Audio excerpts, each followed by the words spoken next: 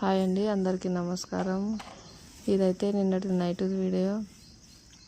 దొండకాయ కూర అయితే చేద్దామని దొండకాయలు అయితే తీసినుంటి.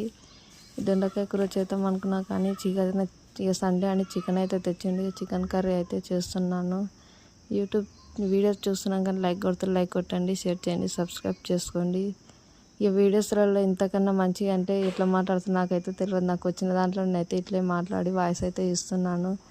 వీడియోస్ నచ్చితే లైక్ కొట్టండి, షేర్ చేయండి, సబ్స్క్రైబ్ చేయండి. ఈ చికెన్ కూర చేసినాక అంత అయితే క్లీన్ చేసుకోవాలి, మొత్తం అయితే కడిగేసుకోవాలి.